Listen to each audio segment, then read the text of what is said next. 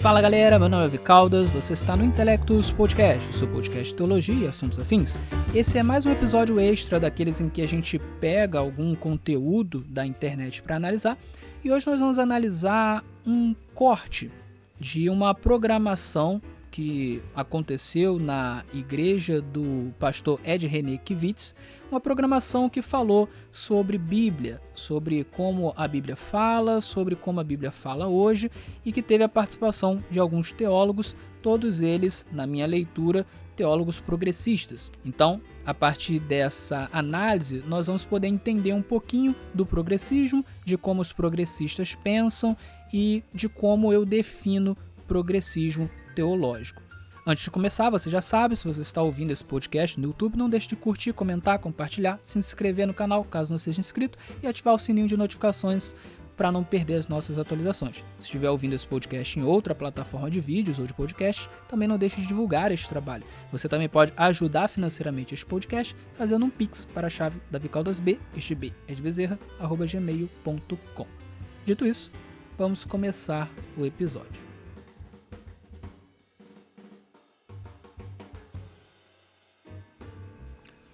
Se você me acompanha nesse podcast, sabe que eu costumo definir tradicionalismo como uma tentativa de sacralizar a tradição.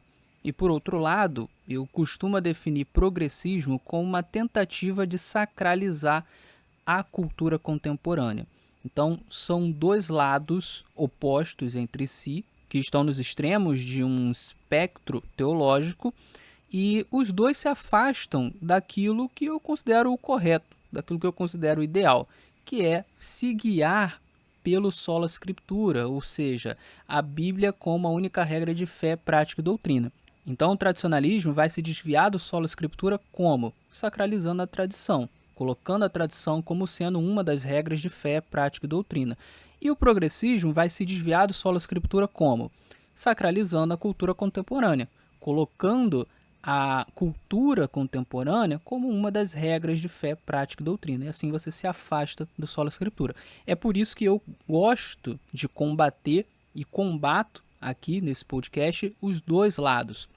Porque para mim são dois erros, são dois extremos que se afastam daquilo que é saudável para a teologia cristã e para a teologia adventista. E pois bem, o material que eu trouxe hoje para a gente analisar vai mostrar de uma maneira muito clara que essa definição que eu tenho de progressismo, ela está bastante correta. Realmente o progressismo ele se caracteriza por tentar sacralizar a cultura contemporânea em detrimento do sola scriptura, em detrimento da Bíblia Sagrada.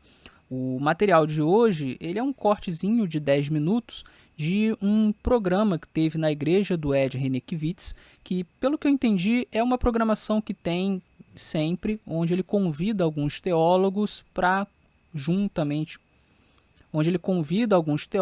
conversar sobre algum tema.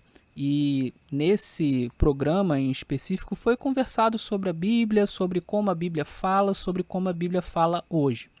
Os teólogos que foram convidados e que participaram foram o Edson Nunes, que é um ex-pastor adventista e hoje é um pastor de uma comunidade independente, a teóloga Karen Colares, que eu não conhecia antes, e o próprio Ed Renekiewicz. Então, esses três fizeram pequenas palestras e depois teve a sessão de perguntas e respostas. E eu trouxe aqui 10 minutinhos da sessão de perguntas e respostas. A sessão ela é bem maior que essa, mas eu peguei 10 minutinhos, que são os 10 primeiros minutos, aliás. A primeira pergunta que é feita tem ali as respostas dos três palestrantes e eu trouxe para a gente analisar.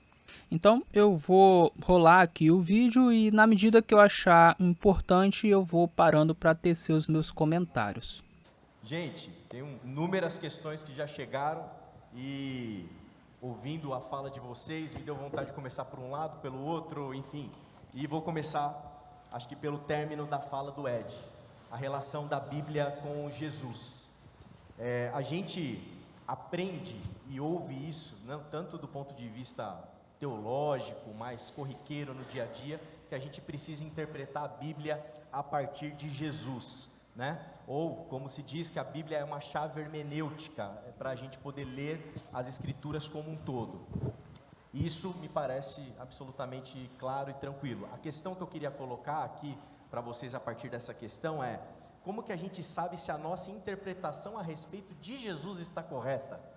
Para a gente utilizar a chave de Jesus como lente hermenêutica para ler as Escrituras. Queria colocar essa na roda para vocês poderem dialogar e debater. Ok, essa é a primeira pergunta que é feita na sessão de perguntas e respostas. É a pergunta desse corte que eu escolhi, e essa é uma pergunta muito boa. Mas para eu falar um pouco sobre essa pergunta, deixa eu explicar aqui o que é essa ideia de Jesus como chave hermenêutica. Hermenêutica significa ciência da interpretação. A palavra hermenêutica também pode ser usada como sinônimo de sistema interpretativo. Então, nesse sentido, existem várias hermenêuticas, ou seja, vários sistemas interpretativos. Então, quando se diz Jesus como chave hermenêutica, a ideia que se está evocando aqui é de que Jesus deve ser usado como a chave para interpretar o texto bíblico ou para interpretar os textos bíblicos. Então, Jesus seria aquele por meio do qual nós conseguimos extrair o sentido do texto bíblico, o sentido de cada passagem bíblica. Então, Jesus seria a chave hermenêutica. Obviamente, se Jesus é a chave hermenêutica, então, dentro dessa ideia, significa que você não consegue interpretar a Bíblia se não for por meio de Jesus. Você só consegue interpretar por meio de Jesus. Então, essa é a ideia de Jesus como chave hermenêutica. E, pois bem, os progressistas têm se utilizado bastante dessa ideia, dessa noção de Jesus como chave hermenêutica, para tentar emplacar a ideia de que existem algumas passagens bíblicas que não parecem refletir o Espírito de Jesus. Então, quando nós utilizamos Jesus como chave hermenêutica, como chave interpretativa dessas passagens, ou essas passagens são reinterpretadas, ou essas passagens podem ser relativizadas ou até mesmo anuladas. Em suma, o que essas passagens dizem, a gente não vai mais levar em conta porque elas não passam no crivo de Jesus, elas não passam naquilo que seria o Espírito de Jesus. Ocorre que isso gera, claro, uma pergunta crucial, que é essa pergunta que nós acabamos de ver. Se Jesus deve ser utilizado como chave hermenêutica nesse sentido, no sentido de que qualquer passagem bíblica que não se adeque ao Espírito de Jesus, ela pode ser relativizada ou anulada ou coisa do tipo, então como que nós podemos nos certificar de que estamos interpretando Jesus da maneira correta, para que então nós possamos usar Jesus como a chave interpretativa da Bíblia Sagrada, a chave hermenêutica da Bíblia Sagrada? Porque pensa bem, se nós não estivermos interpretando Jesus da maneira correta, então quando nós utilizarmos Jesus como a chave interpretativa da Bíblia, nós vamos interpretar a Bíblia de uma maneira errada, porque nós estamos utilizando um Jesus que não é o Jesus verdadeiro, que não é o Jesus que foi corretamente interpretado. E a pergunta que fica é: como que nós podemos interpretar corretamente Jesus e nos certificar de que estamos interpretando corretamente a Jesus? Então, essa é uma pergunta muito boa, é uma pergunta fundamental, essencial. Eu diria que é a primeira pergunta que surge quando alguém expõe essa ideia de Jesus como chave hermenêutica, de Jesus como a chave interpretativa da Bíblia Sagrada. Então, vamos seguir com um vídeo para ver como que cada um dos palestrantes, dos 3 palestrantes, vai responder a essa pergunta. Eu tinha escrito aqui e acabei cortando para privilegiar os outros queridos aqui, sobre um modelo de interpretação que a gente chama de modelo encarnacional, né? Curiosamente, um autor que eu gosto bastante escreveu sobre isso. Ele era professor no seminário de Westminster e ele escreveu e foi mandado embora. Eu me afeiçoo às pessoas que são mandadas embora, não sei porquê. É uma conexão pessoal. O nome dele é Peter Enns, né? E ele escreveu um livro chamado Inspiração e Encarnação. E eu gosto muito da analogia que ele faz, que é esse modelo encarnacional, porque tem algumas coisas que a gente sabe de uma maneira lógica e até de bom senso, mas a gente tem dificuldade de entender, de aplicar isso para o dia a dia, né? Então, eu fazia uma pergunta para os meus alunos, quando eu ensinava Gênesis, Gênesis 1, Gênesis 2, né? Assim, esse texto aqui, aparentemente, ele se propõe a ser científico? Não. Esse texto aqui é tudo que Deus fez? Tudo que Deus fez está narrado aqui? Não. Então, era unânime, a resposta era unânime. Ok. Então, há mais coisas que Deus fez do que está aqui, e a ciência vai além do que está aqui também. Correto? Correto, tá, beleza. Ok, então vamos pensar sobre Cristo. Cristo é o que está narrado nos 4 evangelhos? Não só. É também. Mas Cristo é maior do que está narrado nos evangelhos. Como a criação é maior do que aquilo que está narrado em Gênesis 1 e 2. Ou seja, Deus é maior do que a Bíblia, Cristo é maior do que a Bíblia. E aí vem uma comparação que o texto bíblico faz, que é importante para a gente entender. Cristo é a palavra encarnada. Então a palavra é maior que a palavra. E aí o Peter Enns, ele faz esse jogo que eu acho fenomenal, assim: a Bíblia é maior que a Bíblia. Fazendo essa analogia com Jesus. Ou seja, as tensões, que a gente expôs algumas aqui, as não respostas, as incompletudes, as dificuldades, os erros, são desafios para uma vida que vai além do palpável, do material, que é o que o meu amigo André gosta de falar, do mistério, né? Ou seja, Deus é mistério, Cristo é mistério, a Bíblia também é mistério, em muitos sentidos. E a gente tem que estar pronto a entender que a palavra está além da palavra também. Aqui é palavra com P minúsculo e palavra com P minúsculo, né? Cristo está para além da Bíblia, ok. Mas a Bíblia está para além da Bíblia também, que foi o que o Ed comentou como as entrelinhas do texto. Ou seja, a gente tem que estar com a mente aberta para o mistério, para a falta de resposta, para abraçar as tensões, porque a fé é isso, a fé está para além da ciência, da racionalidade e de qualquer método hermenêutico e exegético que você use. Então, fé se constrói para além de tudo isso também, abraçando o mistério, as tensões e as não respostas. Ok, essa é a primeira resposta, foi dada pelo Edson Nunes, como eu falei, ele é um ex-pastor adventista, hoje pastoreia uma comunidade independente. Existem alguns pontos interessantes aqui na fala dele, vamos lá.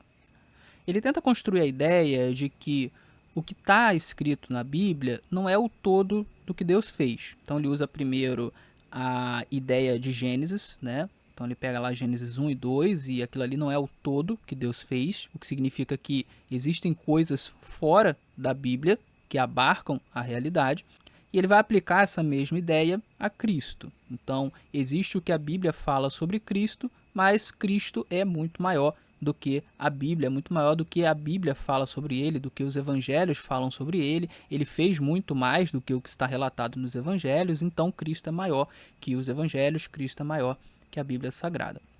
Então, o que ele está tentando construir aqui é uma ideia de que se Cristo é maior que a Bíblia, e se existem mais coisas abarcadas pela realidade do que apenas o que está na Bíblia, então isso significa que a Bíblia ela não é tão absoluta assim.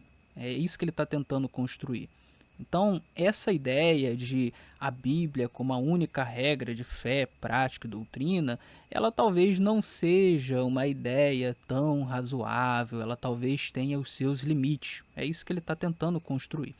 Talvez o espectador esteja pensando assim, não, Davi, olha, você está exagerando, ele não falou isso. De fato, ele não falou, mas é possível implicar essas ideias do que ele acabou de falar, ainda mais quando você ouve o que ele disse na palestra dele, né? A gente não está analisando aqui a palestra dele, eu pretendo trazer um vídeo sobre a palestra dele, onde a gente vai reagir à palestra dele, mas você consegue implicar isso. Então, ele está fazendo aqui um esforço, um trabalho de dizer assim, olha, a Bíblia não é tão absoluta assim, ou pelo menos essa ideia de que a Bíblia ela é a regra de fé e prática e doutrina, ela, né, tem os seus limites, tem os seus problemas, né? Uma das evidências de que ele está tentando construir essa ideia é justamente o que ele fala a respeito de infalibilidade na palestra dele, que vai ser analisada aqui nesse podcast também, né? Então ele ataca a ideia de infalibilidade e ele tenta mostrar na palestra dele que a Bíblia ela contém algumas tensões, algumas contradições e que ele vai colocar que são coisas insolúveis ou que pelo menos não possuem soluções muito razoáveis, enfim. Ele vai tentar colocar a Bíblia como algo que talvez não seja uma regra tão precisa para todas as coisas, porque ela contém tensões, ela contém algumas coisas que talvez não tenham resposta e fica por isso aí mesmo.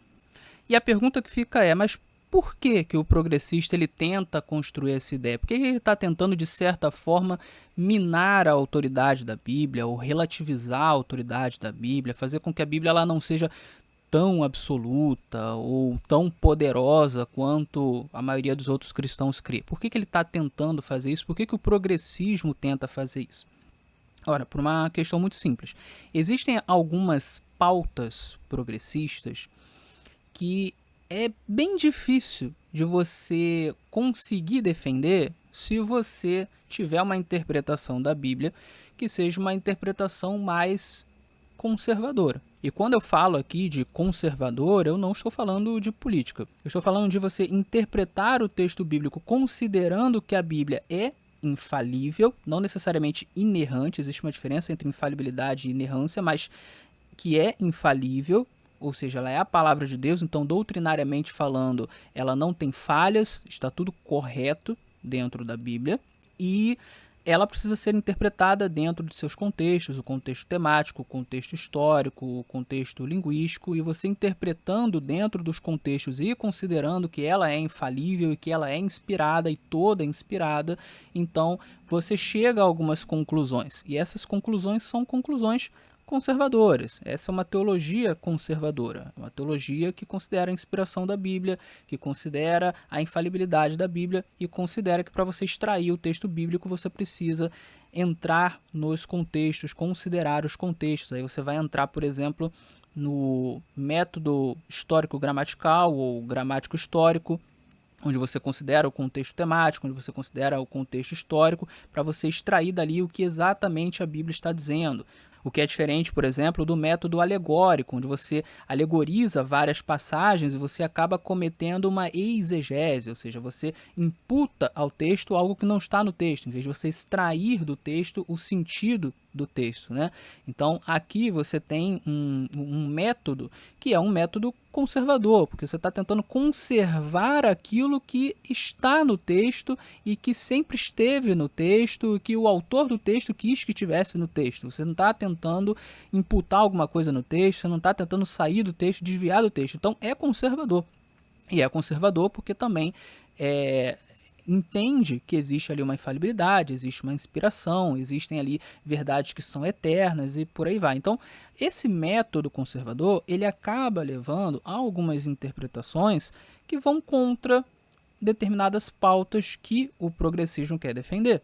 Então, por exemplo, se você for tentar defender que não tem problema abortar e que isso pode ser legalizado, que o aborto não é um assassinato, você vai ter problema com a Bíblia Sagrada, porque a partir dos princípios bíblicos você consegue chegar à conclusão muito facilmente de que o aborto é um pecado, que aborto é assassinato.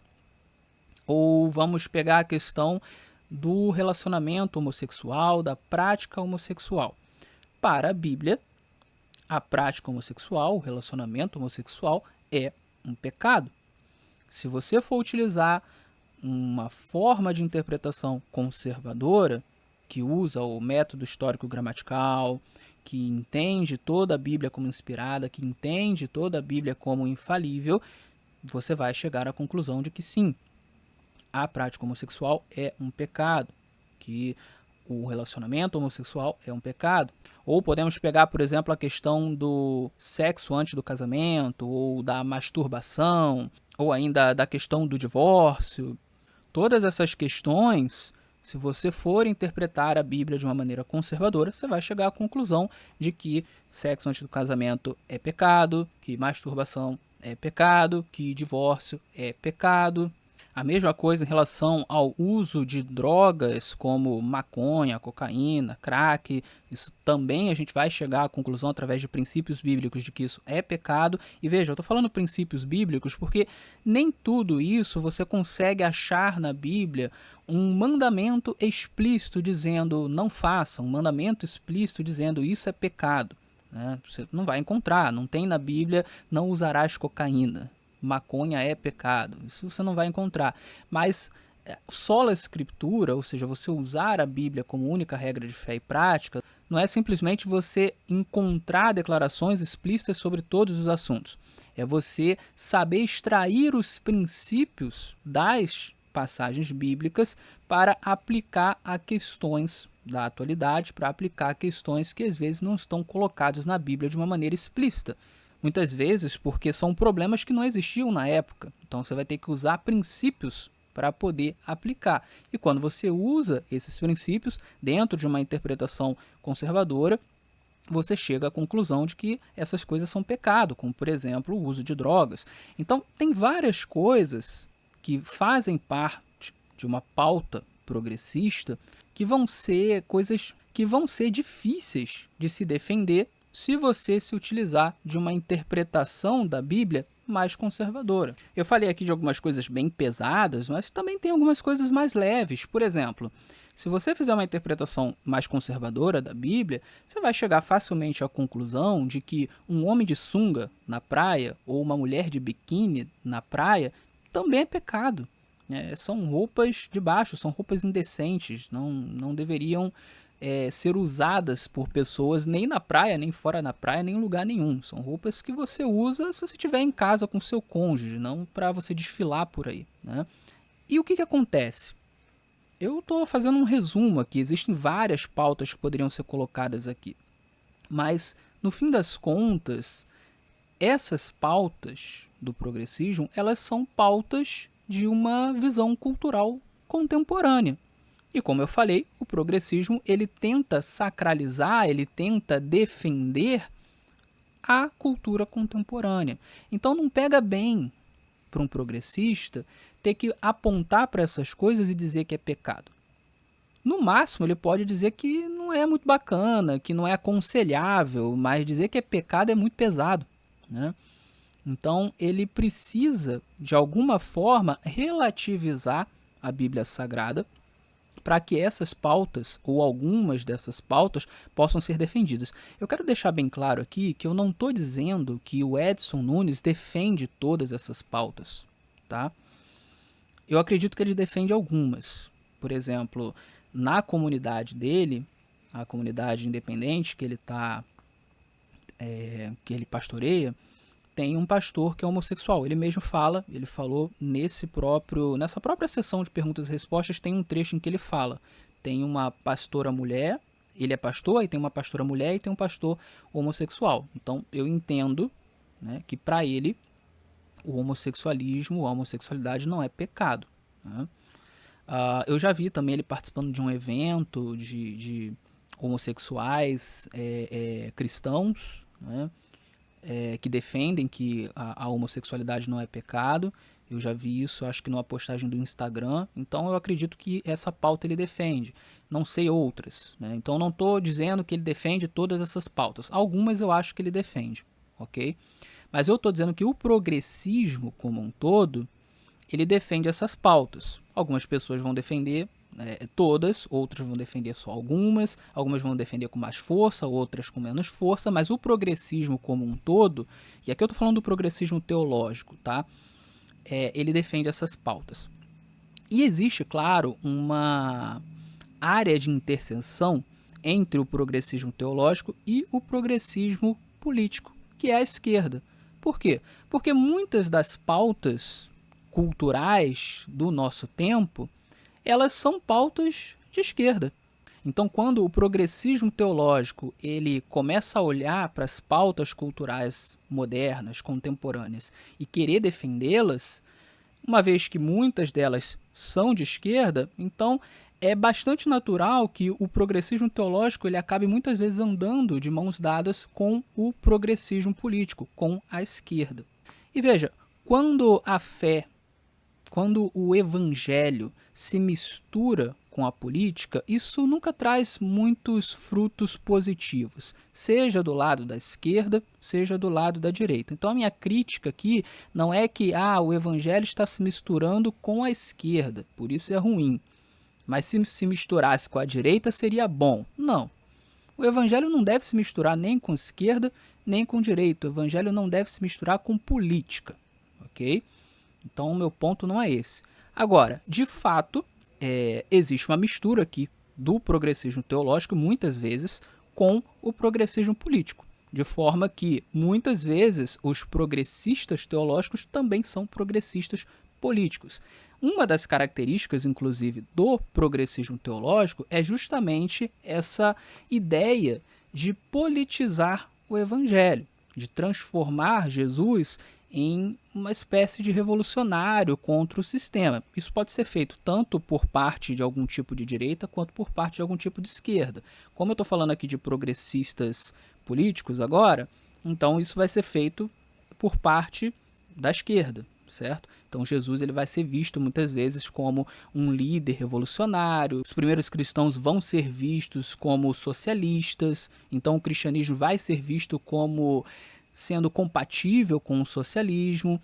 E aí esse já é um outro problema, porque veja, muitas vezes o progressista teológico, ao abraçar o progressismo político, ele quer defender algumas pautas políticas que também são complicadas quando nós interpretamos a Bíblia de uma maneira mais conservadora. E mais uma vez, eu nem estou falando de conservador no sentido político, estou falando no sentido teológico mesmo. Por exemplo, a Bíblia ela vai defender a propriedade privada. Isso está na Bíblia. A Bíblia defende a propriedade privada. Você também vai encontrar na Bíblia de que nós devemos dividir as coisas, de que nós não devemos ser gananciosos, de que nós devemos ajudar aos outros, de que você depositar toda a sua confiança em riquezas é algo errado. Enfim, você encontra tudo isso, que é o que os socialistas vão tentar colocar como base para dizer que o cristianismo é compatível com o socialismo. Mas a Bíblia fala sobre propriedade privada e defende a propriedade privada também, né? Outro ponto, embora os primeiros cristãos eles dividissem tudo, o cristianismo não era um partido político e também não era um programa político. Então não faz o menor sentido, por exemplo, eu dizer que para nós aplicarmos o cristianismo corretamente, nós temos que ser socialistas, porque o socialismo ele é um programa político, ele é um sistema político, ele é uma proposta política. Veja, por exemplo, os cristãos no primeiro século, eles dividiam os seus pertences. Mas eles faziam isso por livre e espontânea vontade, o Estado não era envolvido nisso, eles não davam ao Estado para que o Estado fizesse a distribuição, não. Eles simplesmente, por livre e espontânea vontade, em uma associação livre, porque a igreja é isso, a igreja é uma associação livre, as pessoas entram porque querem, elas não são obrigadas, elas se convertem, entram porque querem, pelo menos era assim no cristianismo primitivo, entram porque querem e por livre e espontânea vontade, dentro dessa associação livre, elas dividem as coisas. Isso não é uma imposição, nem uma imposição governamental, nem uma imposição num sentido não governamental, porque você se associa se quiser e dentro da igreja você também não tem uma imposição de dar tudo o que você tem, ou de dar grande parte do que você tem, enfim, não existe uma imposição. Por exemplo, se alguém não quiser ofertar, ou não quiser dar o dízimo, essa pessoa ela pode até receber uma repreensão do pastor ou da sua comunidade por não estar ajudando ou qualquer coisa do tipo, mas ela não vai ser punida por isso, ela não vai ser presa ou qualquer coisa do tipo. Ela simplesmente vai ter que lidar com Deus no dia do juízo final, mas quem julga é Deus, não há uma imposição da própria comunidade no sentido de que a pessoa acaba sendo obrigada legalmente a ter que ajudar. Então veja, O que acontece no cristianismo, o que acontece na igreja, não tem nada a ver com política, não tem nada a ver com sistema político, não tem nada a ver com o Estado. Então não faz nenhum sentido você tentar se basear nesse modelo da igreja primitiva para dizer que então nós temos que ser socialistas. Isso não faz sentido. São duas coisas totalmente diferentes. Tanto que uma pessoa pode ser de direita, pode ser capitalista, mas ser uma pessoa que faz parte de uma igreja e que ajuda todo mundo na igreja e que contribui com grande parte do seu dinheiro para obras sociais, mesmo sendo um capitalista, mesmo sendo uma pessoa de direita. Então, uma coisa não tem nada a ver com a outra. Aqui a gente está falando de associação livre. Mas o progressista, que é não só um progressista teológico, mas também um progressista político, um progressista, né, uma pessoa de esquerda, muitas vezes vai tentar usar a Bíblia para defender uma política de esquerda. E aí, qual é o problema? O problema em si não é você defender uma política de esquerda, uma política que seja mais interventora, porque a Bíblia ela não vai colocar nenhuma regra nesse sentido, de que o cristão tem que defender a política A ou a política B. O problema é que dentro do espectro político você tem os regimes totalitaristas. E os regimes totalitaristas de esquerda são o socialismo, o comunismo, enfim, regimes que querem controlar toda a economia e implantar um totalitarismo, uma ditadura, com o fim, ou pelo menos o alegado fim, de fazer uma justiça social. E muitas vezes o progressista teológico, que abraça o progressismo político, ele vai querer defender esse tipo de política.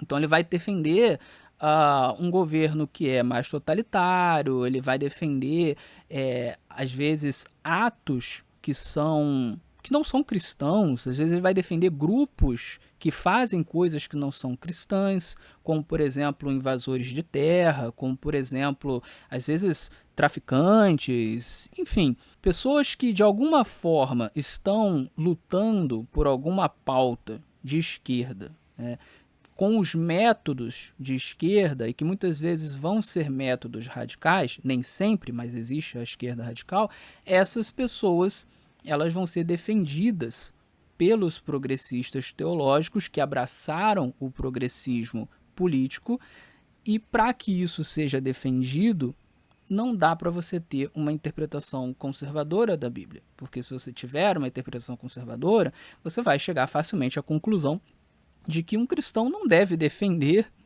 não deve lutar por um governo, um sistema que seja opressor, que seja totalitário, que seja um regime que vai se aproveitar de uma suposta luta pelos direitos iguais, pela justiça social, para implantar uma ditadura, para controlar tudo, para controlar a vida das pessoas. Então, facilmente você consegue concluir pelos princípios bíblicos que você não deve apoiar um tipo de regime como esse, que você não deve lutar por um tipo de regime como esse. Tá? Então, embora a Bíblia ela não dê uma regra, ela não ofereça uma regra de um regime específico pelo qual você deve lutar, com certeza existem princípios que te conduzem a uma regra sobre quais princípios você não deve lutar. Então, você não deve apoiar, por exemplo, o fascismo, você não deve apoiar o nazismo, você não deve apoiar o comunismo ou qualquer coisa que seja semelhante a isso. Né?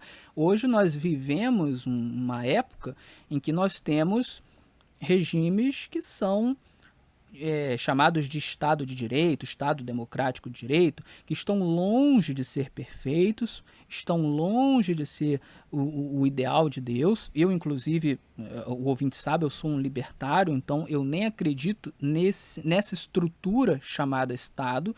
Eu acredito que deveria haver um outro tipo de estrutura, mas isso não é o assunto desse episódio.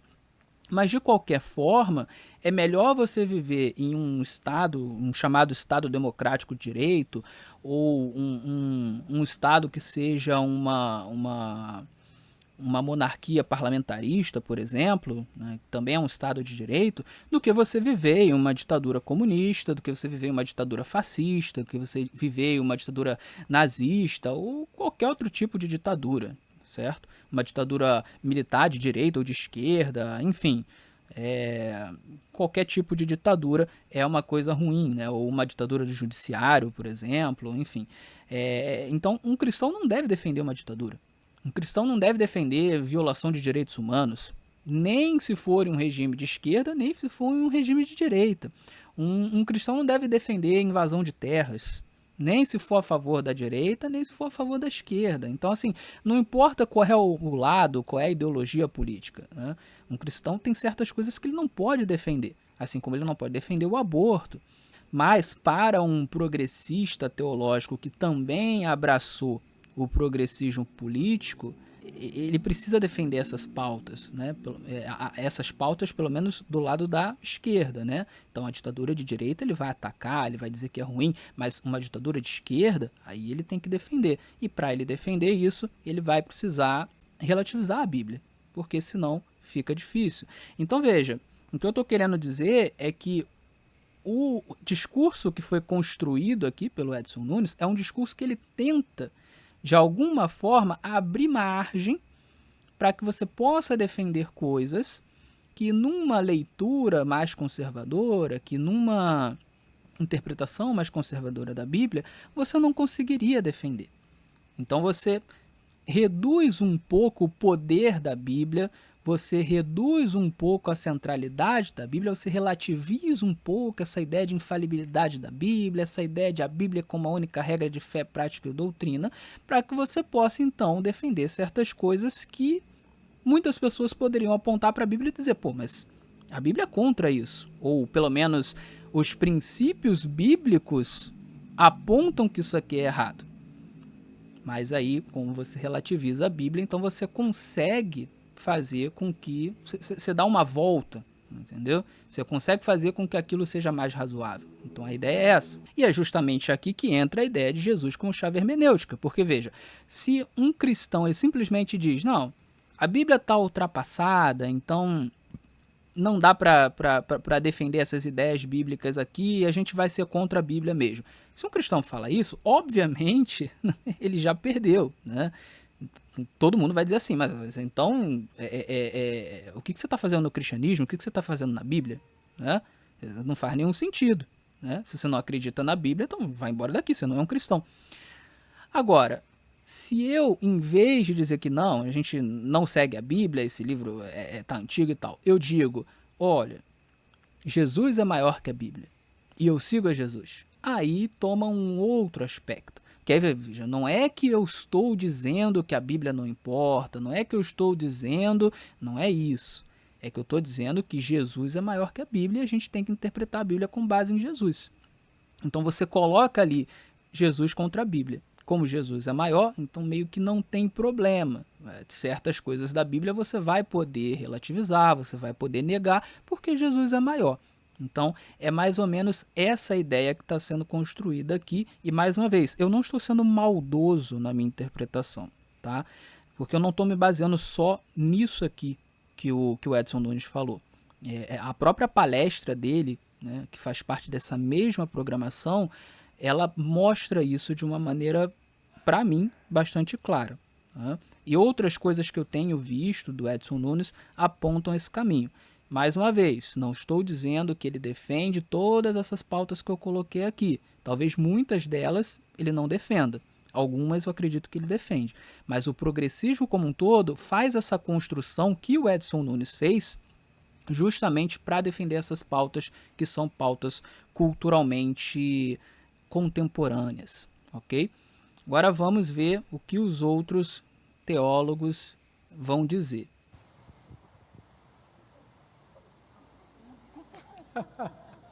Eu acho que tem umas perguntas que, meio assim, nos distraem. Jesus é a chave hermenêutica da Bíblia. Quando você encontrar alguma coisa na Bíblia que você não encontra em Jesus, e quando você percebe que há contradição entre um e outro, fique com Jesus. É simples assim, ok? Tá, e como é que eu sei que Jesus eu interpretei corretamente? Pô, mas... que parte você não entendeu que é para virar outra face em vez de matar o cara que te bateu? Que parte você não entendeu que o reino de Deus é dos pobres, é das crianças? Que parte você não entendeu? Tipo assim, tem um monte de coisa que a gente entendeu de Jesus, não estou querendo ser simplório, Deus que me perdoe. Ok, aqui o Ed Renekiewicz, ele diz que ele não está querendo ser simplório, mas ele está sendo. E eu vou explicar por quê. Ele coloca aqui que a coisa é muito simples.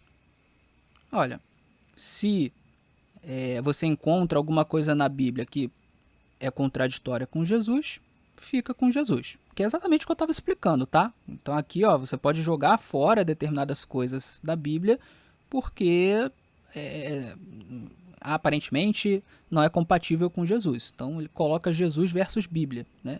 E aí isso permite com que você jogue fora determinadas coisas da Bíblia e ainda pague de bom cristão, porque, olha, mas Jesus é maior que a Bíblia, eu estou ficando com Jesus. Né? E aí ele pega e desdenha da pergunta, né? Ah, mas como é que eu sei, né, se eu estou interpretando Jesus de uma maneira correta? E ele coloca assim, pô, mas é muito fácil interpretar Jesus.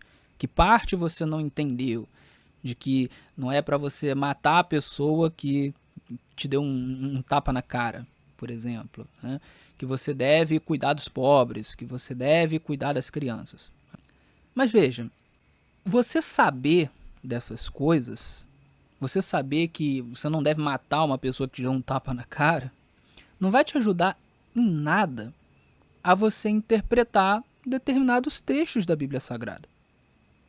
Então, por exemplo, você tem lá a discussão sobre se Deus predetermina as pessoas a crerem e a descrerem ou não. Se existe de fato um livre-arbítrio, a pessoa pode escolher crer ou descrer. Né? Que é o debate entre calvinismo e arminianismo. Né? Existem passagens bíblicas que parecem que dão razão ao calvinismo. Existem passagens bíblicas que parecem que dão razão ao arminianismo. E aí? Como é que a gente resolve isso? Como é que a gente interpreta esses textos bíblicos? Como é que saber que eu não devo matar a pessoa que me deu um tapa na cara vai me ajudar a interpretar, sei lá, Romanos 11? Como é que saber que eu devo cuidar dos pobres e que eu devo considerar o reino dos céus como sendo das crianças? Como é que isso vai me ajudar a interpretar passagens bíblicas sobre predestinação e sobre livre-arbítrio? Não vai ajudar em nada. É outro assunto. Eu estou dando um exemplo, mas a gente poderia colocar muitos outros. Essa questão dos dons. Os dons cessaram ou não cessaram? Aí você tem que estudar as passagens bíblicas que falam sobre isso. Né? Ou, enfim, tem diversos temas, diversas discussões, inclusive discussões sobre a Trindade, discussões sobre a divindade de Jesus, discussões sobre a lei, sobre a validade da lei, sobre o que é válido da lei na nova aliança, o que não é válido da lei. São inúmeras discussões na Bíblia, inúmeras discussões. E em diversas dessas discussões não vai ajudar em nada você saber essas coisas que ele colocou. Então ele está sendo simplista aqui. E veja, existe uma estratégia aqui. Por que o Ed Renekiewicz ele está colocando essas questões? Porque o que ele está dizendo nas entrelinhas é que tudo o que importa é isso aqui. Ou seja, não importam as outras questões, o que importa é você saber que você não deve agredir o amiguinho, que você tem que cuidar dos pobres, etc. Então ele está pegando algumas questões mais práticas, né? E ele está colocando essas questões mais práticas e questões mais sociais como sendo o evangelho, o todo do evangelho, ou o todo da teologia. De modo que, se você entende isso aqui, você entendeu tudo. E nada mais importa. E é isso. O problema é que essas questões, por mais que elas sejam importantíssimas, eu concordo com Ed Renekiewicz, elas não são o todo da teologia. Então você saber essas questões não vai te ajudar a interpretar toda a Bíblia. vai te ajudar a interpretar algumas partes da Bíblia, as partes que estão falando sobre essas questões, mas não vai te ajudar a interpretar o todo da Bíblia, ok? E o Ed Renekiewicz sabe disso. Mas por que então ele simplifica a questão assim? É porque ele tem uma pauta. É porque, no fim das contas, o que ele está tentando fazer é diminuir um pouco a Bíblia para que ele possa relativizar a Bíblia em determinadas questões que são importantes para preservar a cultura contemporânea. Quais questões? As questões que eu já falei. Uma delas, a questão da prática homossexual, que inclusive, quando Ed Renekiewicz, há um tempo atrás, teve toda uma polêmica, né, por causa de um sermão do Ed Renekiewicz, em que ele falou que nós precisamos atualizar a Bíblia, né? E ele estava dizendo que a Bíblia ela lida com determinadas questões no passado que já não se aplicariam nos dias de hoje, que, portanto, a gente tem que ler a Bíblia de uma maneira diferente, só que ele usa a ideia de atualizar a Bíblia, né? Ele não usa a ideia de simplesmente aplicar em um contexto diferente. Não, ele diz que tem que atualizar a Bíblia. É essa linguagem que ele utiliza. E veja, quando tem toda essa polêmica, né, ele faz uma defesa no sentido de que a gente precisa contextualizar a Bíblia na nossa época e tal. Mas, na mesma pregação em que ele fala sobre isso, sobre atualizar a Bíblia, ele fala, por exemplo, que não cabe, nos dias de hoje, nós continuarmos a condenar homossexuais e mandar homossexuais para o inferno. Eu acho que foi mais ou menos isso que ele falou, por causa de 5 ou 6 textos bíblicos. Ele diz isso. Depois eu vou procurar a citação literal, para eu não, de repente, não incorrer aqui em algum erro, mas ele falou sobre isso. Ou seja, no fim das contas, o que ele estava querendo dizer com tudo aquilo é: a Bíblia condena a prática homossexual. Mas, se eu interpretar a Bíblia não de um ponto de vista conservador, e aqui eu, mais uma vez, não estou falando de conservador no sentido político, né, mas no sentido teológico, mas se eu interpretar a Bíblia num sentido mais progressista, né, me utilizando, por exemplo, da ferramenta de Jesus como chave hermenêutica, o que eu posso fazer?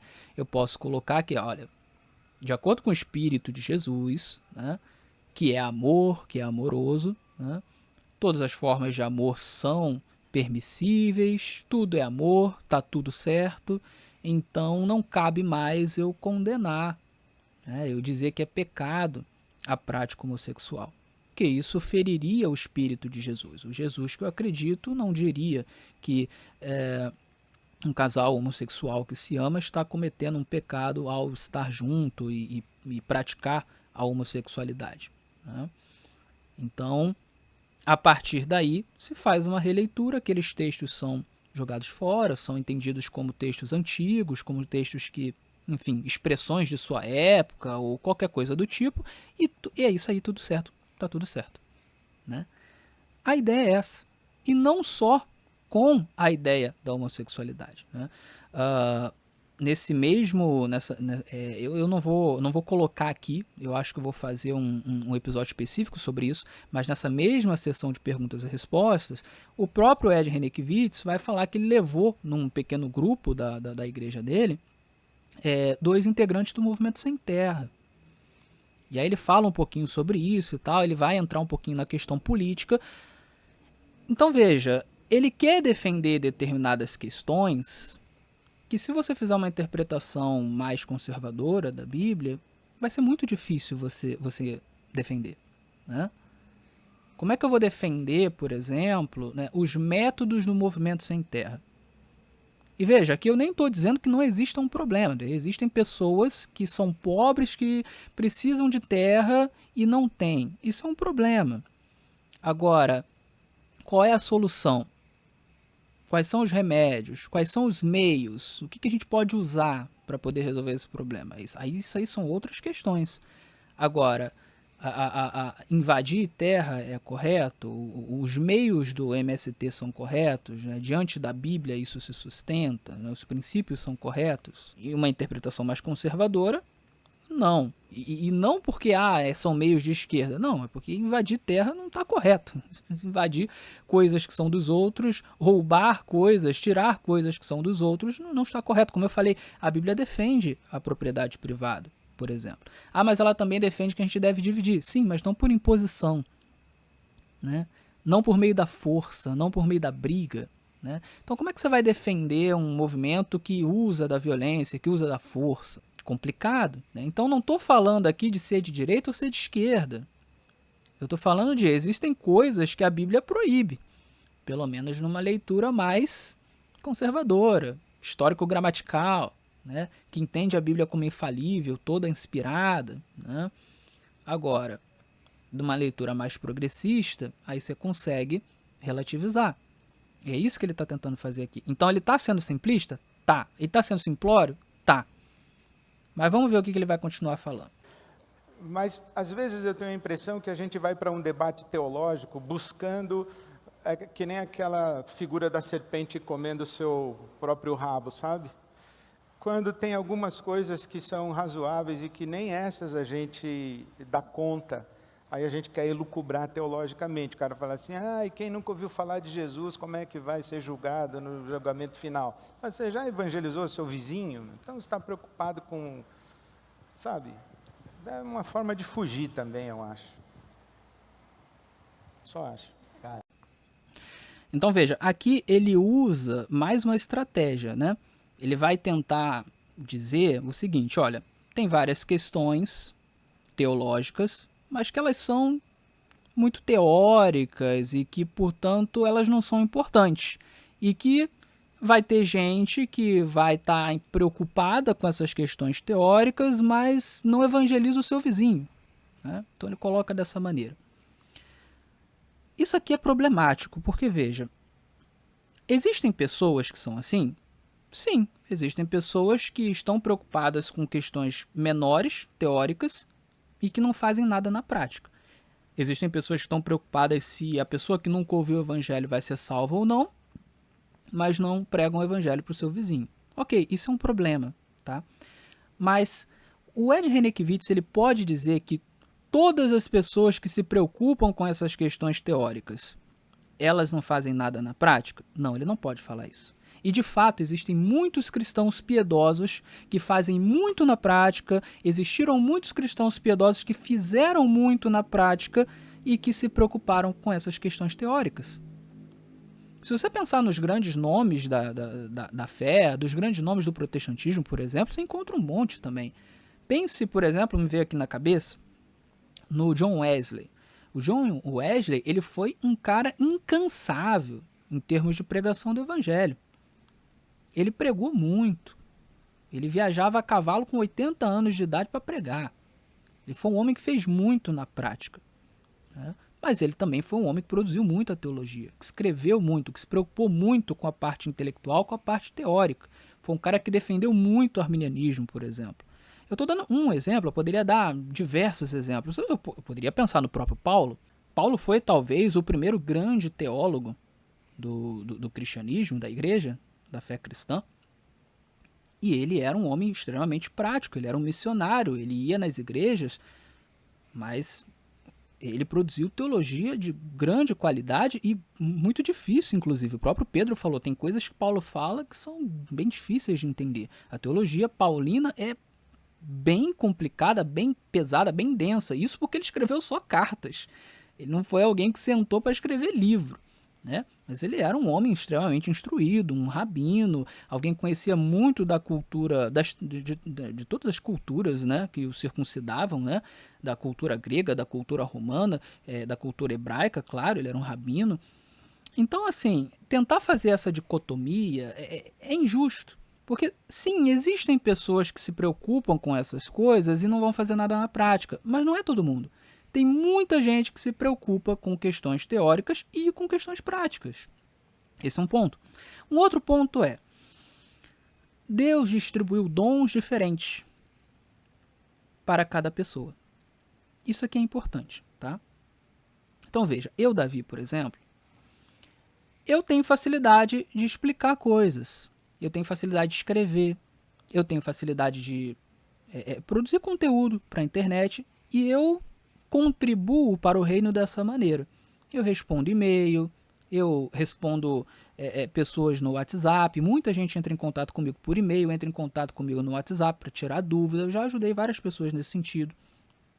Algumas pessoas, por conta da minha ajuda, já se batizaram, outras pessoas deixaram de sair da igreja, outras pessoas voltaram para a igreja. Né? Não estou falando nada disso para me orgulhar, eu estou dizendo que são fatos. Eu ajudo dessa maneira. Agora, me coloca para distribuir folheto para pessoas na rua, para abordar pessoas na rua e pregar o evangelho na rua para a pessoa, um desconhecido. Eu não consigo fazer.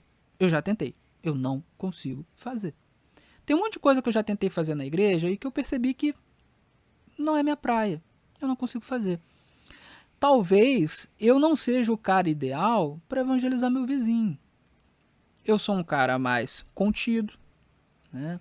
Eu sou um cara muito caseiro, eu não sou muito de falar com desconhecidos, a não ser que eu seja numa pregação, eu estou falando num espaço aberto para o público, mas abordar pessoas específicas, indivíduos, eu não sou esse tipo de pessoa.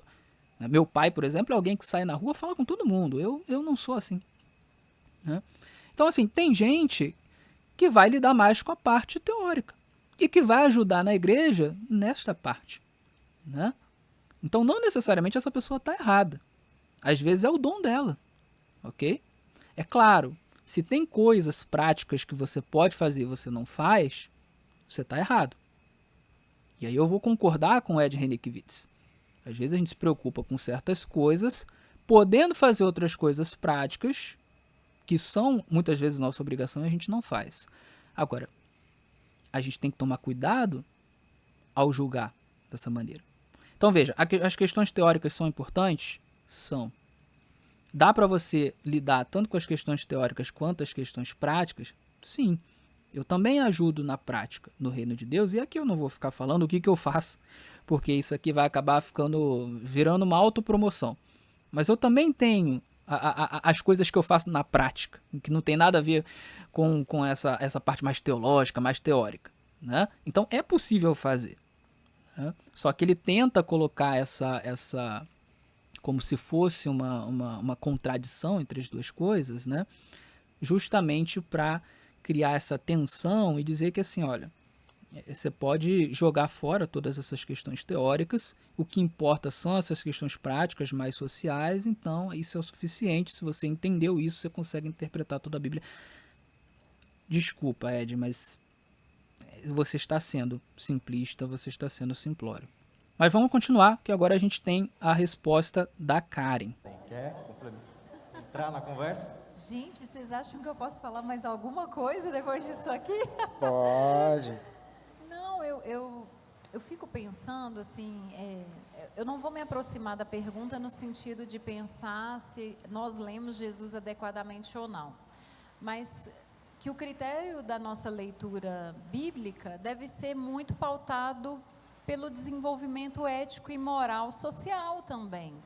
Então, quando eu tomo um texto bíblico, eu não posso considerá-lo definitivo. Peraí, gente, eu vou com calma, senão eu vou causar mais problemas do que nós já causamos aqui hoje, né? Então, é espinhoso, eu quero tangenciar sem chegar em determinados pontos. Mas vamos lá. Eu penso que a nossa leitura deve ser comprometida com a vida, com as pessoas, com a promoção da vida. E nesse aspecto, aí sim, nós estamos nos aproximando de Jesus. E essa promoção da vida, essa promoção das pessoas, ela é uma leitura ético-moral. E ela tem um desenvolvimento que é social, é mais amplo do que nós mesmos, enquanto evangélicos. Só que o que a gente faz é se reter de seguir o desenvolvimento ético e moral social. A gente quer retroceder e continuar afirmando elementos que estão um tanto quanto ultrapassados, que estão um tanto quanto retrógrados. Então, é bem isso mesmo, né? Eu acho que eu dei o recado sem precisar ir muito longe, mas é isso, a gente precisa avaliar o quanto as nossas leituras bíblicas estão comprometidas com os desenvolvimentos éticos e morais sociais, para que a gente não seja pego na falta de ser um testemunho negativo daquilo que é o Evangelho, porque o Evangelho não pode estar mancomunado, eu não tenho uma outra palavra para isso. Vocês já viram que meu pai teve muita influência na minha vida, né? O Evangelho não pode estar aliciado com qualquer política, qualquer atitude, qualquer projeto contrário à vida e à promoção das pessoas. E nesse aspecto parece que o meio evangélico, ele tende a um apego, a uma afirmação da letra pela letra que não é ética, não é moral, faz com que a gente seja uma comunidade que, ao invés de ser uma comunidade de desenvolvimento ético e moral, seja uma comunidade de retrocesso, e que a gente seja lançado ao chão e pisado como um sal sem sabor, porque a gente mesmo afirma elementos que são, até uma pessoa que não é cristã consegue perceber o escândalo das coisas que nós afirmamos. Então, o que eu pensaria em termos de se aproximar de Jesus? Pensar em Jesus como aquele que está sempre comprometido com o projeto de vida. Então, nesse aspecto, eu caminharia por aí, né? Acho que é suficiente. Ótimo, ótimo. Ok, essa é a resposta da Karen Colares, e aqui fica claríssimo o progressismo. Porque, veja, o que ela coloca aqui é que para você interpretar corretamente a Jesus, você precisa caminhar de acordo com o desenvolvimento ético e moral da sociedade, ou seja, a cultura contemporânea. Então, se a sociedade atual, em sua cultura contemporânea, ela acha que tal e tal coisa é adequada, tal e tal coisa é inadequada, que tais e tais comportamentos são adequados, que tais e tais comportamentos são inadequados, que tais e tais ideias são retrógradas, que tais e tais ideias são boas, então é isso, está tudo certo. Ou seja, nós fabricamos um Jesus com base na cultura contemporânea. É o que a cultura contemporânea acha sobre as coisas que vai ditar, que vai determinar como eu devo interpretar Jesus, como eu devo pensar Jesus. E é a partir daí que eu vou interpretar a Bíblia Sagrada. Isso aqui está claro. Aí ela vai dizer aqui que nós temos que ter um compromisso com a vida, mas está bastante claro que esse compromisso com a vida é o compromisso com as pessoas de acordo com o desenvolvimento ético-moral da atualidade, da contemporaneidade, ou seja, de acordo com a cultura de hoje em dia. Ou seja, quando ela diz um compromisso com a vida, isso pode significar, por exemplo, o compromisso com a vida daquela pessoa que faz sexo antes do casamento, por exemplo. E aí não é a vida dela no sentido de o compromisso com a integridade física dela ou com tratá-la bem, mas é o compromisso com não chamar o pecado pelo nome, né? Então essa pessoa está certa. Ou aquela pessoa que pratica a homossexualidade, ou com aquela pessoa que pratica o aborto, o que, aliás, é muito curioso, né? Porque aqui seria o caso em que o compromisso com a vida é justamente você não defender a vida do feto que está sendo abortado, do embrião que está sendo abortado. E, mais uma vez, eu não sei se a Karen Colares ela tem essa opinião. Talvez ela seja contra a legalização do aborto, talvez ela seja contra o aborto. Eu não sei, eu não conheço. Mas o progressismo como um todo, ele defende isso. E aqui, aí eu já estou puxando mais para o progressismo político, porque existe muito essa interseção entre o progressismo teológico e o progressismo político, né? Mas é bastante curioso, porque muita gente vai usar esse mesmo tipo de discurso da Karen, né? Nós temos que promover a vida, né? Inclusive em casos como esse, em que você efetivamente não está promovendo a vida porque você está sentenciando um feto, um embrião, à morte, né? E claro, existem discussões complexas em relação a aborto, como por exemplo a mulher que foi violentada. Eu não estou querendo minimizar isso. Eu só estou querendo colocar as coisas do jeito que elas são, né? Do ponto de vista de uma leitura conservadora, histórico-gramatical, que entende a Bíblia como infalível, que entende a Bíblia como toda inspirada, a Bíblia ela é contra o aborto. Nós somos vida desde a concepção. Então, aborto é assassinato. E a gente precisa lidar com isso. Por mais que existam complexidades, muitas vezes, a gente precisa lidar com esse fato. Para a Bíblia, aborto é assassinato. Mas isso é dentro de uma leitura, como eu disse, conservadora. Agora, se você faz uma leitura progressista, né, se você usa de determinados subterfúgios como esses, se você, por exemplo, considera que não, mas a gente tem que ver o desenvolvimento da cultura, o desenvolvimento de como a sociedade contemporânea vê as coisas, aí você consegue interpretar a Bíblia de uma outra maneira. Mas é o correto?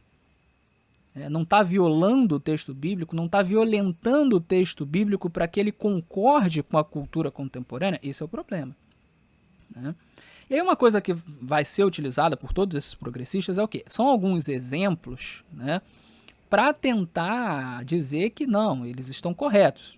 Então eles vão colocar assim, olha, na época da Bíblia existia escravidão. Na Bíblia não existe nenhuma passagem dizendo que não pode ter escravidão. Inclusive tem, lá na lei mosaica, tem passagens bíblicas com regras em relação à escravidão, como que deveria acontecer, como que não deveria acontecer, a questão dos servos, né?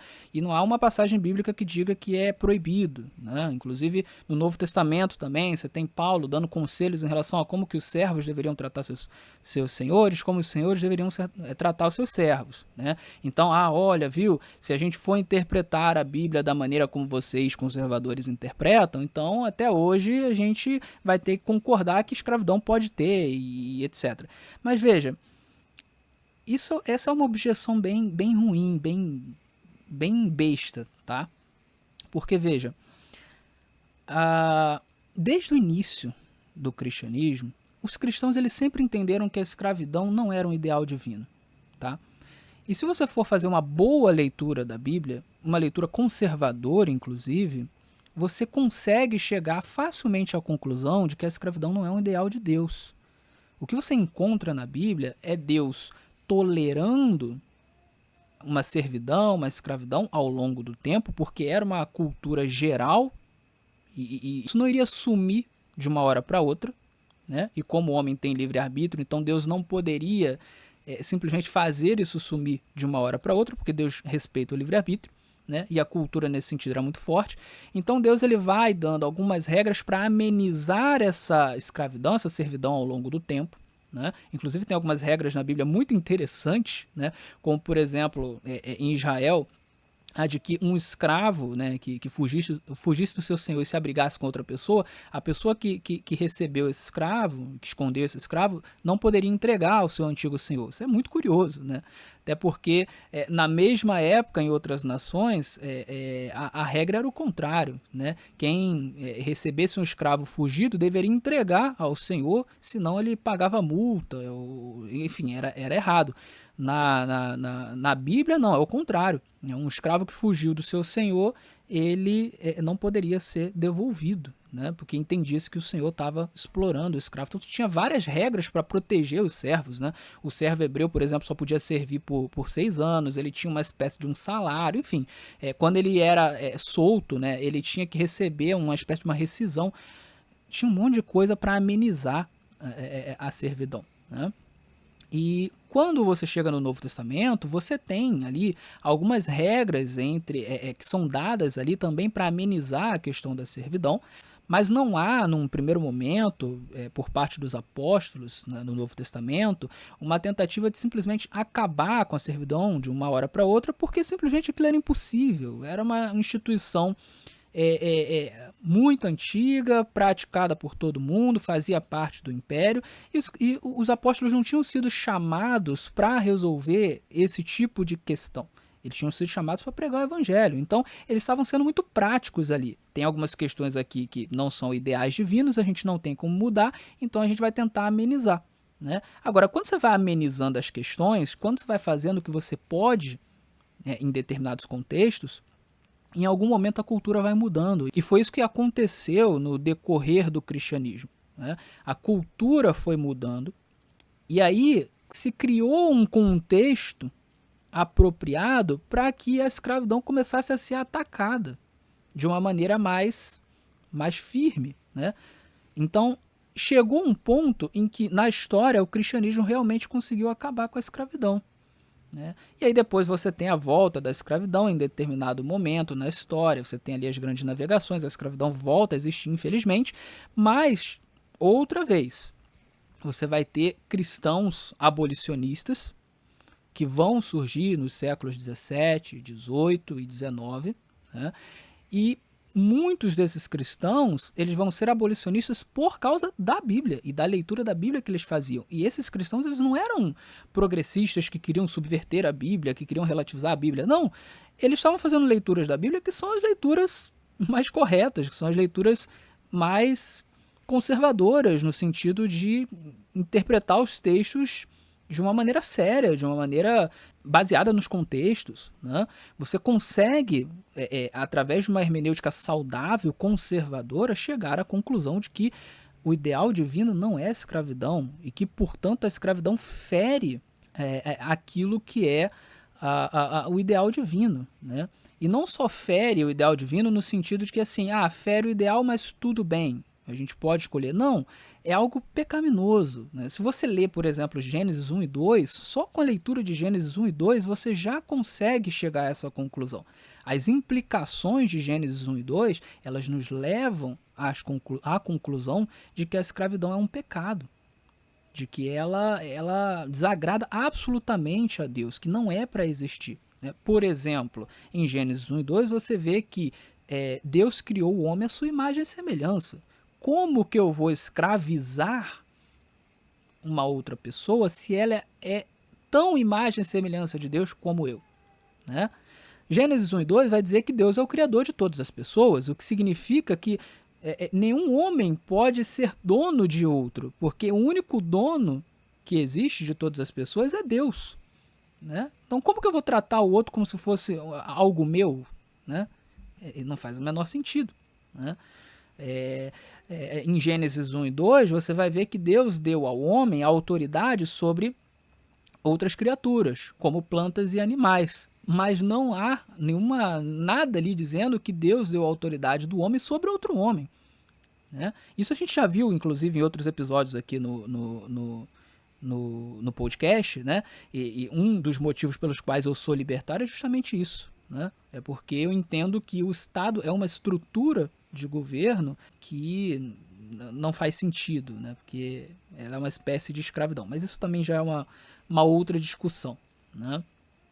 Mas o ponto que eu quero colocar aqui é, quando o progressista ele faz esse tipo de comparação, essa é uma comparação ruim, esse é um argumento ruim, é um argumento pobre, né? É historicamente sabido que grande parte dos abolicionistas eram cristãos conservadores, né? E usaram de argumentos bíblicos para ser contra a escravidão. E esses argumentos são ótimos argumentos. São leituras que a gente pode dizer que são leituras conservadoras da Bíblia, dentro desse sentido que eu coloquei aqui, né? E claro, isso não anula o fato de que, mas também existiram cristãos que eram favoráveis à escravidão e que também tentaram usar a Bíblia, né, e usaram a Bíblia, de fato, para justificar a escravidão. Sim, é verdade, porque existe um monte de cristão picareta, sempre existiu. Porque existem cristãos que interpretam a Bíblia de uma maneira errada, sempre existiu. Então, sim, existiram cristãos que eram favoráveis à escravidão, mas existiram cristãos que eram contra a escravidão, né? E em todo o mundo, esses cristãos que eram contra a escravidão ajudaram no processo de abolir a escravidão em vários lugares. Nos Estados Unidos, na Inglaterra. Na Inglaterra teve o William Wilberforce, por exemplo, que foi muito importante nessa luta, que era um cristão e que era um anti-escravagista porque era um cristão. E, enfim, Então, esse tipo de comparativo que o progressista vai tentar fazer é forçação de barra. É forçação de barra. Então não é porque a gente tem uma leitura conservadora da Bíblia, então necessariamente a gente vai defender a escravidão, necessariamente a gente vai defender que o homem seja machista e que ele bata na mulher, porque tem progressista que vai colocar as coisas nesses termos, né? Não, mas é numa leitura conservadora da Bíblia, então a mulher ela deve ser submissa ao homem, então se o homem é um tosco com a mulher e ele bate na mulher, tá tudo certo, porque ela tem que ser submissa e ela tem que aguentar, apanhar, Não, gente, não. Isso não é leitura conservadora da Bíblia. Isso não é leitura conservadora da Bíblia, isso não é interpretação conservadora da Bíblia, isso é até preconceituoso, tá? Tem um monte de cristãos conservadores, de interpretação conservadora, que não defendem esse tipo de coisa. Pega, por exemplo, o Iago Martins, né? O que ele fala sobre isso? Né? O que ele fala, por exemplo, sobre casos em que um homem espanca uma mulher? Ele diz que esse homem tem que ser preso, que ele tem que ser denunciado. E a teologia do Iago Martins é conservadora. Então, né? Então, veja, esse tipo de discurso ele não faz sentido, né? E o que a Karen Colares está colocando aqui muito claramente é isso. Como é que eu sei que eu estou interpretando Jesus da maneira correta? Eu tenho que me basear no consenso cultural do contemporâneo, né? O consenso do lugar que a gente vive, da sociedade, né? Onde a gente tem o desenvolvimento ético-moral da sociedade, e que é feito inclusive por um monte de pessoas ímpias, e a gente vai concordar com esse consenso e vai interpretar Jesus dessa maneira e interpretar a Bíblia a partir desse Jesus. Então esse é o Jesus do progressismo, esse é o Jesus da cultura, esse é o Jesus até mesmo muitas vezes da esquerda política. E veja, se fosse o Jesus da direita política ia ser igualmente problemático, porque a gente tem que seguir não é o Jesus da esquerda ou o Jesus da direita, a gente tem que seguir o Jesus da Bíblia. Igualmente, veja, eu sou libertário, tá? Então a gente tem que seguir o Jesus libertário? Não. O Jesus do libertarianismo? Não. É o Jesus da Bíblia. É o Jesus da Bíblia Sagrada. Eu falei aqui agora, né? Eu sou libertário, né? Inclusive, algumas razões bíblicas, eu tenho algumas razões bíblicas para ser libertário, né? Como o fato de que eu acredito que todos os homens são iguais por natureza, foram criados pelo mesmo Deus, um não pode estar sobre o outro. Eu acredito que a estrutura Estado ela acaba ferindo isso. Mas veja, não é porque eu sou libertário que então nós temos que seguir um Jesus libertário, o Jesus do libertarianismo. Não. A regra de fé, prática e doutrina não é o libertarianismo. Não é o que escreveu Rothbard, Hoppe. Não. É a Bíblia Sagrada. Ok? Se a gente vai interpretar a Bíblia Sagrada, né, dentro do contexto, né, de uma maneira séria, né, e a partir de alguns princípios que são extraídos da Bíblia Sagrada, a gente vai chegar à conclusão de que, olha, o libertarianismo está correto, ok, tudo bem, foi o caminho que eu fiz. Agora, eu não posso tentar extrair do libertarianismo o que é o Jesus verdadeiro para então interpretar a Bíblia. Isso é errado. Isso aí não é exegese, não é você extrair do texto bíblico o que o texto bíblico está dizendo. É você imputar no texto bíblico alguma ideia prévia sua, né? Então é como se eu fosse ao texto bíblico e imputasse as minhas ideias libertárias, coisa que eu não faço. E não se pode fazer, nem com ideias de direita, nem com ideias de esquerda, nem com ideia nenhuma. A gente tem que seguir aquilo que a Bíblia diz. E ponto. E aqui fica muito claro que não é o que a Karen Colares faz. Porque para ela, o importante é o desenvolvimento cultural da sociedade contemporânea. Mas vamos finalizar aqui. Vou deixar excelente, né? E dá para perceber, né, assim, na sua fala, de maneira dos dois, obviamente, mas quando você fala isso, você define um método, né? E você é honesta intelectualmente em deixar claro o método que você está usando para ler as Escrituras.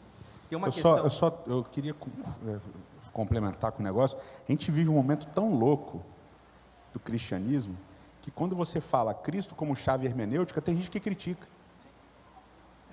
É tão doido o momento que a gente vive que essa galera de Cristo como chave hermenêutica é progressista. É um negócio tão maluco. Você fica assim, peraí, qual é a chave então? Não tem chave. A chave é Deus. Mas Cristo é o quê? Então, a gente está... Aí, ó, o sopro. Deus. É o Deus. sopro. Vai dar vida hoje. Mas é um negócio que é Amém. doideira. A gente está vivendo esse momento de que Cristo não é suficiente nem para interpretar a Bíblia. Precisa de mais. Ok, aqui termina esse corte. A gente tem aqui uma intervenção do Edson Nunes, né? E ele vai colocar aqui de uma maneira, né, até um pouco debochada, né? E bastante crítica, obviamente, né? A ideia de que, poxa, como é que pode alguém criticar, alguém se opor à ideia de que Jesus é a chave hermenêutica? Não, isso não pode acontecer. Então ele está colocando como se fosse a coisa mais absurda do mundo. Como que alguém pode discordar de que Jesus é a chave hermenêutica? Veja, quando se diz que Jesus é a chave hermenêutica, em um primeiro momento, né, a ideia que pode passar na cabeça, né, de quem ouve é de que Jesus é o personagem principal da Bíblia e todas as coisas apontam para ele, toda a Bíblia aponta para ele, toda a Bíblia testifica de Jesus, né? E, portanto, Jesus ele é aquele que dá o sentido de toda a Bíblia. A gente entende, né, toda a Bíblia a partir de Jesus porque toda a Bíblia aponta para ele. Então, nesse sentido geral, faz sentido dizer que Jesus é a chave interpretativa, é a chave hermenêutica, né? Se você tirar Jesus, você não entende o sentido geral da Bíblia. Isso é fato, né? E o próprio Jesus fala isso, né? Em João, capítulo 5, versos 39 e 40, ele diz: toda a Bíblia testifica, toda a Escritura testifica de mim. Então, ok, nesse sentido está tudo certo. O problema é que o conceito de Jesus como chave hermenêutica, ele não quer dizer isso. Ou pelo menos não só isso, né? Porque se fosse só isso, tudo bem, eu concordo também. O problema é que o conceito de Jesus como chave hermenêutica, ele quer dizer outras coisas e ele tem outras implicações, como eu já mostrei ao longo desse episódio. A ideia de Jesus como chave hermenêutica aqui não é simplesmente que Jesus é o mais importante da Bíblia, que o sentido geral da Bíblia a gente só tem entendendo Jesus, mas não é isso. A ideia aqui de Jesus como chave hermenêutica é de que existem partes da Bíblia que você pode ignorar ou que você pode relativizar, porque Jesus é mais importante que a Bíblia e, portanto, você pode cortar fora. E aí você cria uma espécie de cânon dentro do cânon. Esse é o ponto. E aí já é um problema. Ah, Davi, mas então você está dizendo que a Bíblia e Jesus eles estão no mesmo patamar? Jesus não é mais importante da Bíblia que a Bíblia? Não, não estou dizendo isso. É claro que Jesus é mais importante que a Bíblia, porque Jesus é Deus, Jesus é um ser, né? Ele é mais importante que a Bíblia. Agora, não faz muito sentido você colocar Jesus contra a Bíblia. Na verdade, não faz sentido nenhum. Por mais que Jesus seja mais importante que a Bíblia. Por quê?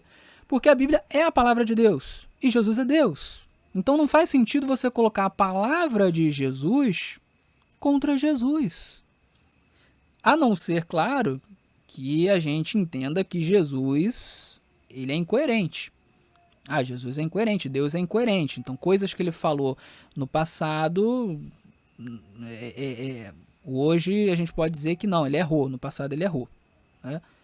Mas uma vez que Deus não erra, uma vez que não faz sentido a gente trabalhar com essa ideia de um Deus que não é confiável o que ele diz, ele pode dizer alguma coisa no passado e depois mudar de ideia e dizer, não, eu errei lá no passado. Então, a gente tem que entender que Jesus é sempre coerente, que Deus é sempre coerente. Logo, colocar a palavra de Jesus contra Jesus não faz o menor sentido. Então, Jesus é mais importante que a Bíblia? É. Agora, a Bíblia e Jesus podem ser contrapostos? Pode colocar um contra o outro? Não. Tanto é que Jesus se baseava nas Escrituras. Nunca foi contra as Escrituras. Então, não faz o menor sentido você usar a ideia de Jesus como chave hermenêutica numa tentativa de minimizar a Bíblia, numa tentativa de colocar Jesus contra a Bíblia. E é isso que esse pessoal faz. E aí se perde, claro, o sola Escritura. Aqui a Bíblia não é mais a única regra de fé, prática e doutrina. É o que eu expliquei lá atrás. Se você tem coisas na Bíblia que você pode relativizar, você pode ignorar, que talvez sejam contrárias a Jesus e você tem que escolher Jesus em vez de escolher algumas partes da Bíblia, então a Bíblia não é mais regra de fé, prática e doutrina. E aí você acaba com sola escritura. E aí, claro, você pode levar qualquer coisa à regra de fé, prática e doutrina, inclusive a cultura, inclusive o desenvolvimento ético e moral da sociedade atual, como a Karen Colares colocou. E aí se abre para qualquer coisa, e você molda um Jesus à sua própria imagem e semelhança. É claro que o progressismo não é o único a fazer isso. O tradicionalismo também faz. O tradicionalismo vai fazer isso em relação à tradição. Então, às vezes, o tradicionalismo tem uma tradição interpretativa que é uma tradição falha, é algo que às vezes não está baseado na Bíblia, é apenas uma pura tradição mesmo, ou às vezes está baseado em passagens bíblicas fora de contexto, mas virou uma tradição. E o tradicionalista vai lá e defende aquilo, seja com base no fato de que é velho, seja com base num pragmatismo, porque se não defender isso, então o mundo vai entrar na igreja, ou seja com base em algum profeta extracanônico, o que é complicado, porque como a gente já viu, um profeta extracanônico não é regra de fé, prática e doutrina, apenas a Bíblia tem essa função, então você não pode fazer isso, mas às vezes a pessoa faz. Ou seja baseado na liderança, ou em líderes antigos, ou no manual da igreja, ou seja lá o que for. Então, muitas vezes, o tradicionalista ele vai fazer isso. Ele vai, muitas vezes, construir um Jesus com base nas tradições. Interpretar a Bíblia com base nas tradições. Então, isso não é algo que só os progressistas fazem. Os tradicionalistas também fazem. Então, eu quero deixar bem claro aqui, né, como que os dois lados eles são extremamente complicados, eles estão extremamente equivocados. E nesse vídeo aqui em específico, nesse episódio em específico, a gente viu como que funciona o progressismo, como que pensam os progressistas e como que a minha definição de progressismo está correta. Existe uma tentativa aqui de meio que sacralizar a cultura contemporânea.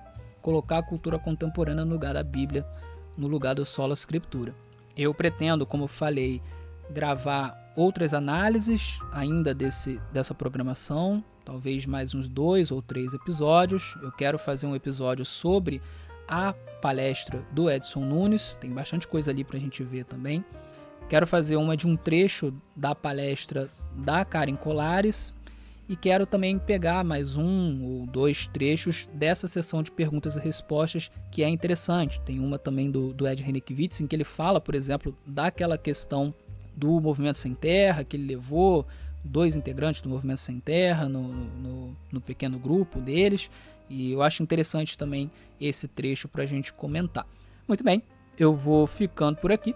Espero que o ouvinte tenha apreciado o episódio. Fique com Deus e até o nosso próximo encontro.